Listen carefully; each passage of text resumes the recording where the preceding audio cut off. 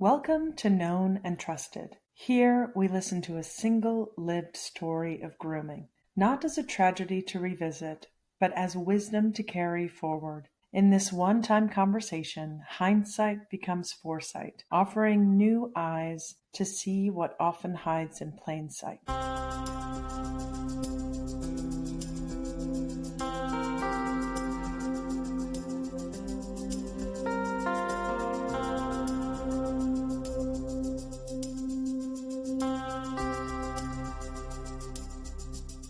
So, can you share a little bit about what life was like for your family before the grooming began? Okay. I am a regular person, but I yearned for that son of mine to have a male role model because he and his father were distant, aloof. The father traveled, he was not around a lot. And so this man that came, he was a clergy member of the clergy that came into my church and had only been there a short time. And I looked up to him and he gave a persona and a history that he shared that would make any parent very happy to have their child be a part of that man's life. So for me, I went to this man and I was really, excited that he was there and I was really happy to have him and things like this. And he quickly asked me for my family, who was in my family, how many children do I have?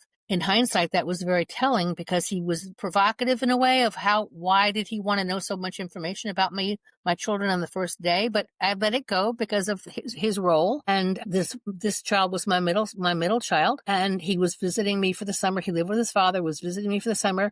So I was really happy to have this man take him under his wing.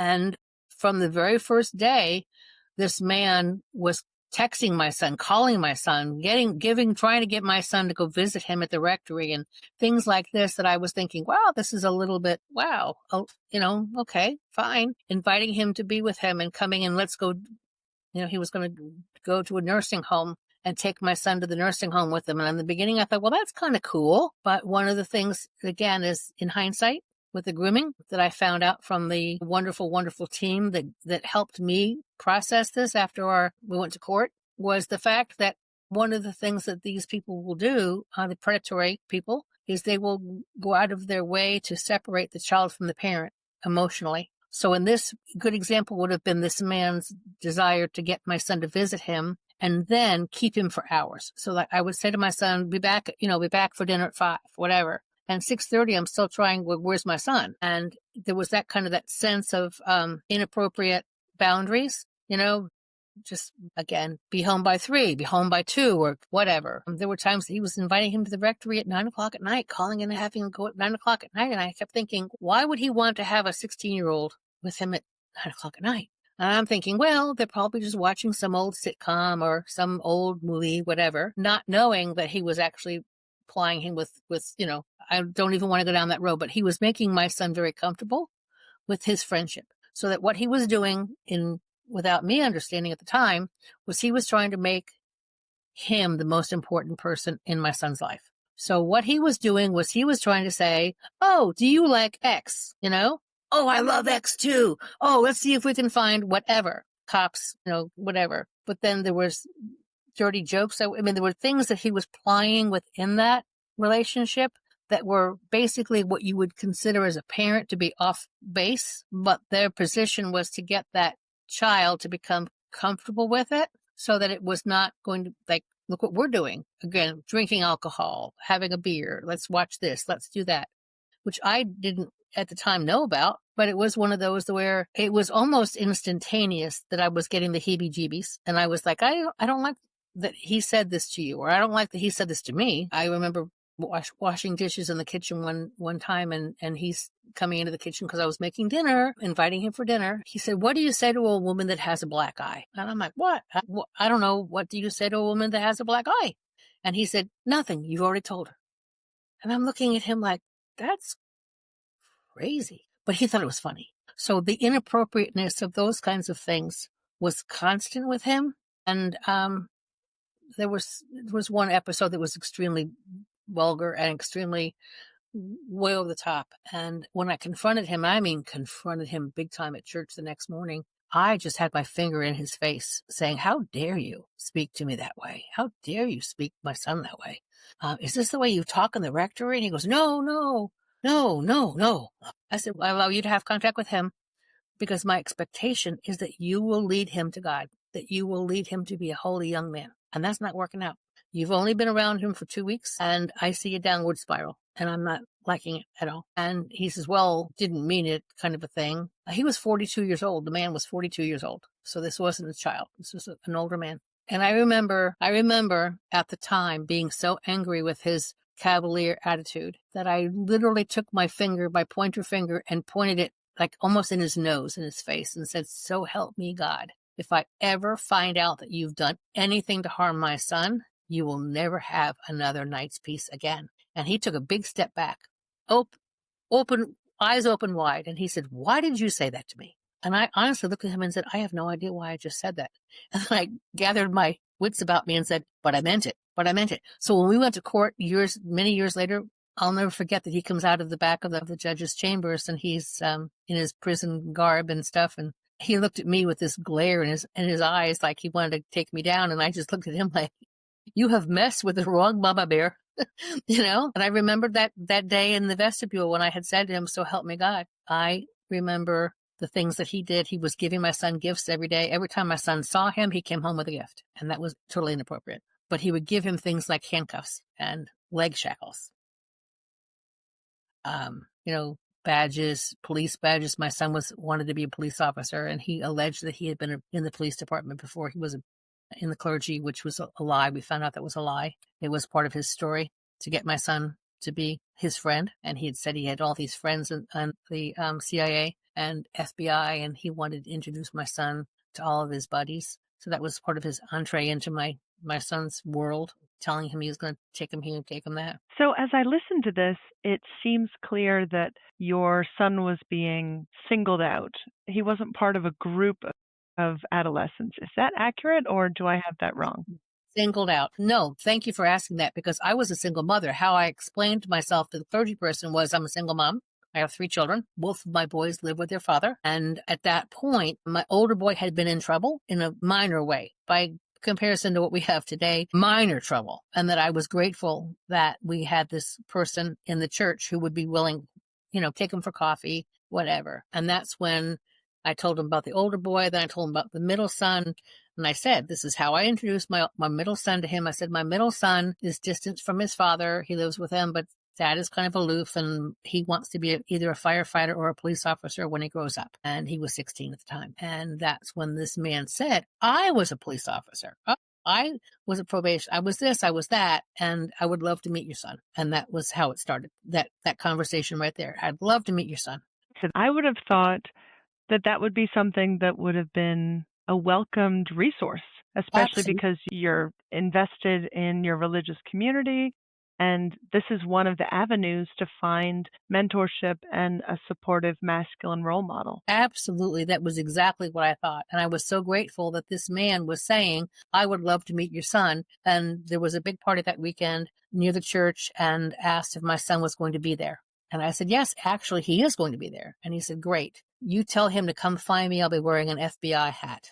And that's how it started. And that from that very first day, he called every day, called 3 times a day.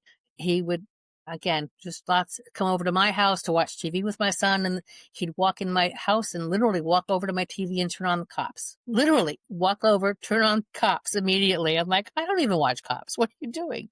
But that's how he bonded with my son. And you mentioned a few during that, as things progressed, that he was generous to your son. Did you experience any generosity? Was he generous towards you individually, or was it solely funneled towards your son? No, it was totally funneled towards my son. It was, it was things like he gave him a Bible, and he gave him a crucifix. He gave him a police badges, police. He said he was part of the police department. So he was giving him different police badges from different police departments from all over the country, which I thought was odd. Again, handcuffs. And I remember this is one of my bigger issues with this man, which was, again, pretty ugly. I had said to him when he when he comes in with my son, and they both have the handcuffs. My son is holding the handcuffs. Look what so-and-so gave me. I'm like, whoa, stop. Hold on a minute. I'm going to put the ground rules down right here now. Those handcuffs are not to touch any human or any animal. I had dogs. And my son goes, of course, Mom, of course. And of course, the man chuckles. He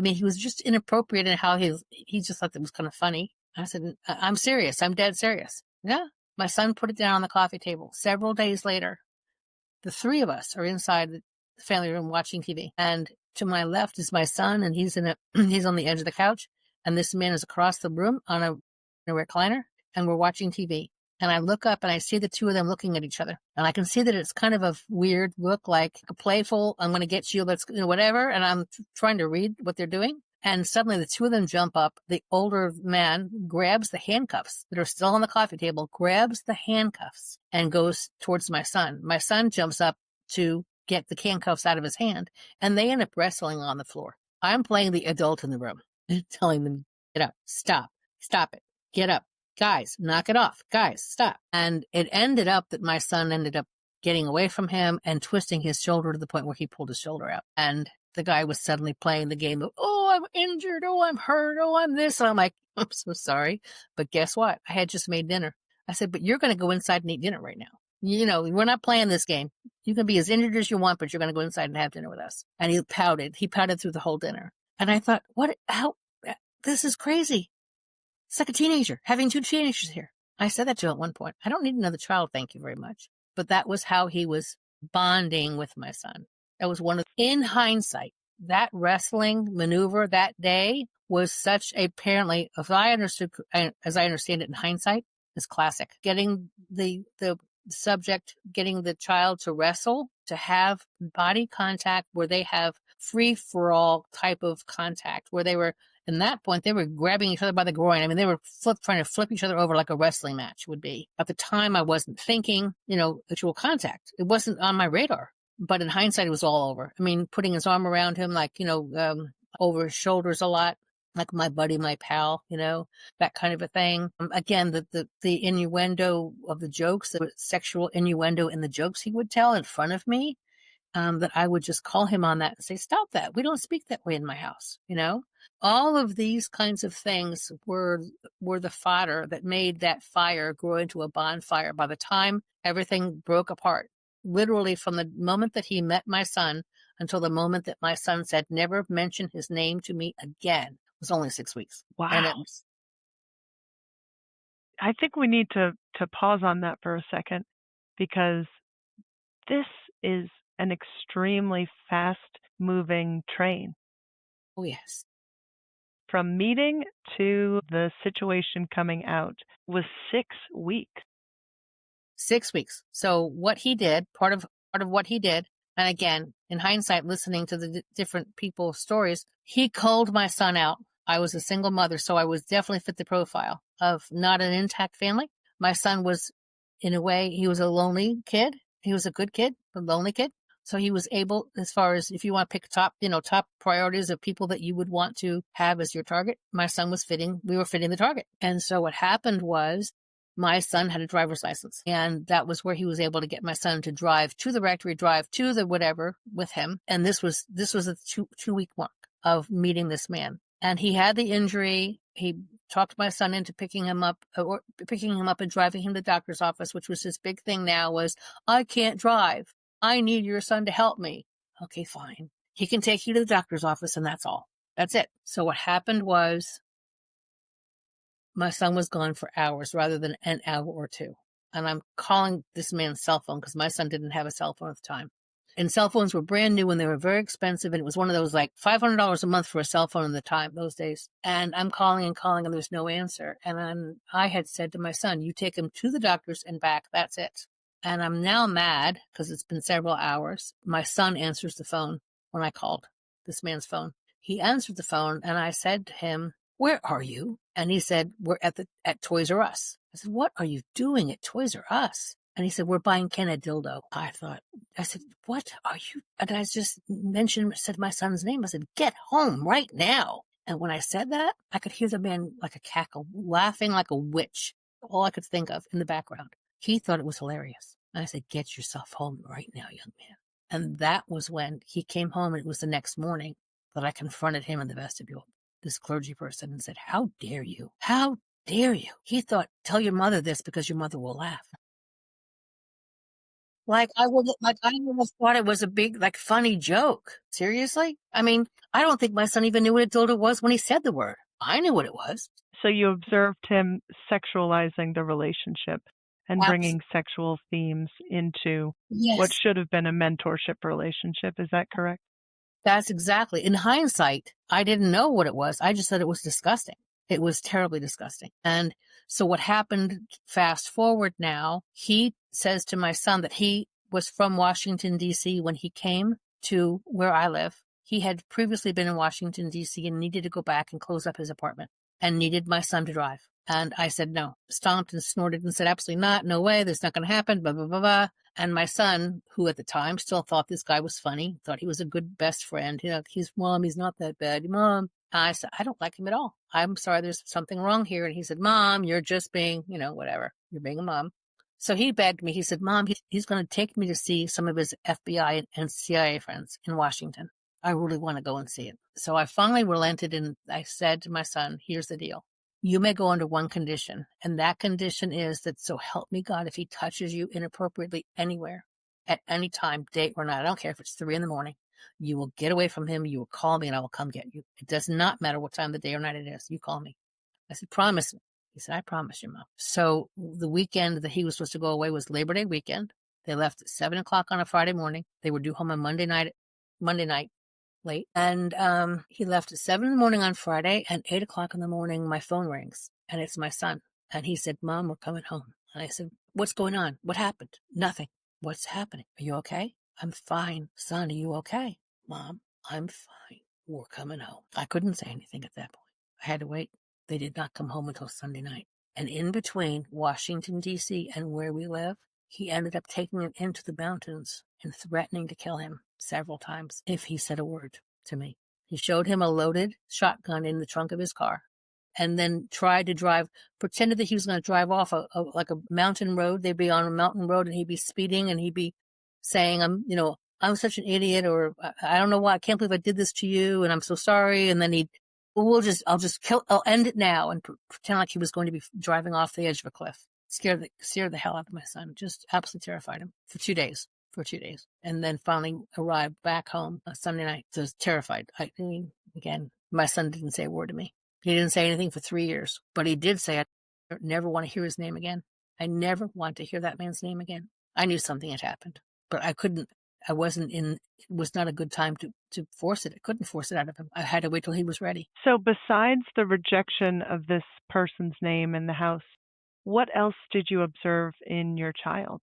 I observed in him really more of just an anger, a seething, like an under the surface seething anger in him for quite a while because he felt so betrayed. And it was absolutely landmines. I could not even think of approaching the subject. He did not want to go back to that church. He wanted nothing to do with my church after that. Somebody listening who is maybe a member of a congregation and might be thinking, well, how would I notice something going on with my child? That sudden change that you just highlighted about, I suddenly don't want anything to do with this congregation or this building or these leaders within this church. Absolutely. Absolutely. He wanted nothing to do with it. My son is now 43 years old and still doesn't go to church. He stopped altogether. He has a lovely marriage, lovely children, but it is one of those that it affected him deeply. And his wife is working on him going to a totally different congregation, totally different. They're working on that now, but it broke him. It did. What is something that you would like to share with somebody listening today who maybe doesn't know anything about grooming, and shed a little light on your perspective with what's something you wish someone had taught you all those decades ago about the grooming process? Well, I will say that I really believe in my heart of hearts that God gave me the ability to pick it up quickly, because in all honesty, almost from day one, I had a sixth sense. So if I were to say anything to anybody, because I have spoken to other people, other parents who've been through similar situations, who didn't know anything for years. Many of them have a child who's now in their 30s who's angry because, Mom, you never knew. You never did anything. And the mom would say, I didn't know. I didn't know. And that child, for whatever reason, has harbored a grudge against the parent because the parent didn't speak up. So for me, the one thing I will say is that trust your gut and be aware of the, it's hard now. Things have changed so much. But back when that happened, it was not a big deal to have a coach or somebody be friendly and touch a child. Now the parameters, the boundaries are much more firm. You would never have an adult and a child alone together anymore, pretty much. At least not in the church situations that I belong to. I'm just saying at the time it was one of those, I was such an outlier because I sensed something was wrong, and people would be like, oh, come on. Oh, he's just being friendly. I will tell you, as my heart says and shouts, trust your gut. There's times that you're going to have a man put his arm around your son and it's not even going to faze you. But there's that sense that all of a sudden, like, that did not feel right. That's what I really honestly knew immediately, that there was something different about this man. There was something about the way he spoke to my son, the way he spoke to me, the way he spoke in front of me, that was not appropriate. And now we would say boundary violation. I'm just saying at the time, I just felt very, it sounds stupid to say this, icky. I just felt like there was something about this guy that just did not sit right. And because of that, I was on high alert the whole time. I really did feel as though he crossed boundaries too frequently, too easily, that there was something there, and I didn't know what it was. But I'm just grateful that my son did call me. They were supposed to be spending the night at a friend's house, one of this man's friend's houses. It was actually a single mom. Sorry to say that, but it's a single mom in outside of Washington. And the sleeping arrangement ended up being, we only have this one bedroom, and share a bed. And my son is like, no, we're not sharing a bed. And the woman, believe it or not, was like, oh, that's not a big deal. And my son's like, no, this is a big, no, I'll sleep on the floor. So they went back and forth, the man and my son, back and forth, back and forth, back and forth. My son says, I'll sleep on the floor. No, I'll sleep on the floor. No, I'll sleep on the floor. So the man finally got my son to agree, you can have the bed, I'll sleep on the floor. So my son was in the bed. The man was on the floor. In the middle of the night, he found the guy in the bed, getting into bed with him and fondling him, trying to fondle him. And my son just jumped out of bed and said, take me home now. So apparently, thank you, God, my son had enough courage to literally refuse to go to sleep, refuse to let things go. And the only thing that he would agree to is that he would stay awake until sun came up. But as soon as the sun came up, they were leaving. So that's why I got the phone call right around 8:00. We were coming home, because he would have wanted to leave like at 3 a.m. when the man came into the bed. But the man said, you'll wake the whole house up. And that was how he ended up just putting his foot down and being firm. And I'm just grateful that my son had the courage to do that, is to say, not going to happen. And he literally called me and said, we're coming home. And that's all he would say to me, is we're coming home. It also illuminates for me as I listen to that just how successful grooming as a process is. That it does build this sense that I can rely on you. You're my friend. We're connected. You're going to protect me. You've got my back. And then when that betrayal happens, as it did away on this trip, that it hurts that much more when you have built and established a trustworthy relationship with this individual. Yeah. And so clearly, in this case, he was building up his relationship, his past relationship with high-level police people in order to gain my son's trust, that he was going to introduce him to so-and-so and so-and-so and this and that. So my son's sense of anticipation and sense of eagerness to be on this trip with this man was shattered in an instant. Shattered. And I'm just grateful again that my son was strong enough to say, I'm out of here, rather than back down or feel like because I think to myself, God forbid he had been a younger child and he didn't have the wherewithal and felt like he had to, which is what happens a lot of times. Children they're feeling like they don't have the power to stop it and they have to put up with it. And then the compounding of the guilt then that they have somehow contributed to this relationship or whatever. It just, in my situation, the gratitude I do have is that my son did stop it immediately. And he was adamant, don't even come near me again. And he did, literally. So that situation where he came back on Sunday night, I didn't speak anything, but within 2 weeks later, he was visiting me again. And he literally brought into the house a cell phone, a Nextel cell phone. If you remember what those things were, the walkie-talkie cell phones. And he walks into my house, goes to the famous cocktail table, and shows me the Nextel phone and slams it onto the coffee table and looks at me with defiance. I'm like, excuse me, what's going on here? And he said, nothing. And he sat down, like with his arms across his chest, and he's waiting. And all of a sudden, the phone crackles, and this person's calling my son by his name. And I'm like, whoa, wait a minute. And I'm looking at my son, and I said, are you going to answer the phone? He goes, no. Okay. And so this clergy person kept calling my son's name and calling his name and calling his name for 2 days. This is a phone that the clergy person gave my son. I think that's a really important detail for anybody listening, because typically those gifts are about increasing access to that targeted child. And the cell phone as a direct link. We're not going to go through your mom or your dad. I'm going to go straight to you. Exactly. He knew that my ex-husband would not tolerate a phone call. All the phone calls that were coming in. So what he did was he handed my son a phone, which at the time, again, average phone bill was $500 a month. Where he got the money that's ridiculous. But he gave my son this phone so that he could speak to my son while he was at my ex-husband's house. And now my son had enough, right? He brings the phone into my house, puts it onto my coffee table, and looks at me with defiance as if to say, like, watch this, Mom. And that's within 10 minutes or less. The thing is squawking. Pick up the phone. Hello, I'm here. Called my son by name. Pick up the phone. Pick up the phone. And I'm looking at my son laughing, kind of going, what the heck is that all about? And he just smiled at me and, no. So so when that happened and that phone died on Sunday, I finally said to my son, all right, I've had it. Tell you what, I think it's time to go to the pastor. And he goes, oh, fine by me, Mom. And this is the guy who thought this man hung the moon 2 weeks ago. I said, okay, so it's okay with you if I go to the pastor? He said, absolutely. I'm not afraid of him anymore. Okay. So I picked up the phone and held it up and said, can I give him the phone also? He said, absolutely. I went to the pastor the next day. I called the pastor up and said, I'd like to see you. And he said, I can fit you in about 2 weeks. I said, no, you need to fit me in today.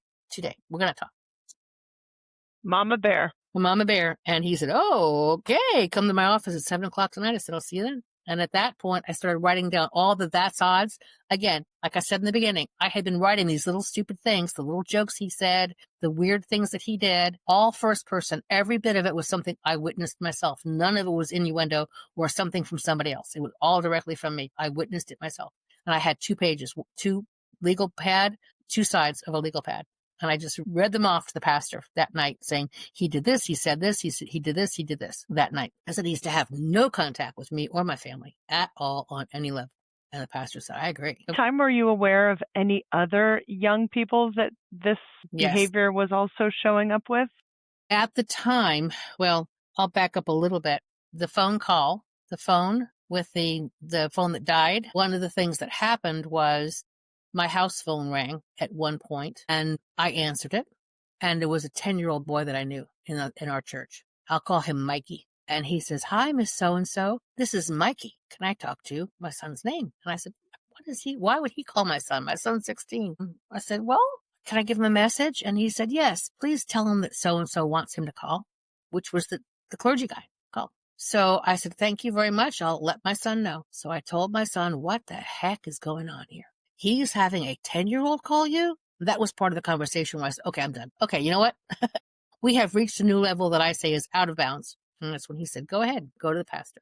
So to this day, I don't know, the other child was not part of the court case. There were 2 when we finally went to court. My son came up 3 years later, admitted what had happened and came to me. And I went to the archbishop. I'm Catholic, went to the archbishop, and the archbishop thankfully said, go to the police. This is something that you need to take to the police. I did immediately. Another couple came forward. They had twin boys. Their boys were 12 years old when my son was 16. So their boys had relationship or met this man who had the inappropriateness. And so here's another one. The mother put the kibosh on that situation when that man took the twins to Hooters for lunch one day. She said, unthinkable. And they were, so there was the court case was my son plus the twin 12-year-olds. In my heart of hearts, I believe there was always something with that 10-year-old also that never came forward. I think there were others too, but that caused me to literally be terrified of that situation. And that's where I just said to my son, we're over the top now. I have to go to the pastor. Speak to Yes. anybody who might be listening about maybe a word of encouragement or some mantra that they can rely on if they're considering reporting. Absolutely. Trust your gut is 1, and 2. I will never forget that when my son finally admitted to me that this had happened, the first words out of my mouth was, I always knew. And he's like, you did, and you didn't say anything to me? And I said, I knew that you had to wait till you were ready. And he thanked me for giving him for believing him, never questioning it, and giving him the space that he needed. Because what that allowed then was he was strong enough that when we went forward with the police right away, he knew I had his back. There was no question. I had his back, and he was so grateful for that. It took us a whole year to go to through the court system. I would encourage any parent, A, trust your gut, B, know your child, but C, do not ever back off either. When I looked at that man that day and said, so help me God, if I find out you've done anything to hurt my child, you will never have another night's peace. I lived up to that promise, and I know that I will go to my grave being very grateful that God gave me the strength to do it. Well, I'm very grateful to you today for being here to share your story, what your family's gone through, what your son went through, so that somebody listening somewhere, whether it's a clerical person or not, that your wisdom can offer some sort of education. And I'm extremely grateful for your courage and your bravery to be a part of Known and Trusted and use your story to help protect another child somewhere. Thank you. Thank you for the opportunity.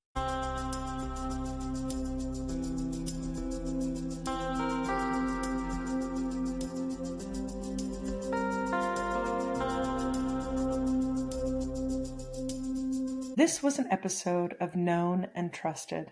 Thank you for listening with care to a story that was once lived in silence. If it opened your eyes, share it with somebody you trust, because every conversation is a step toward protecting the next child.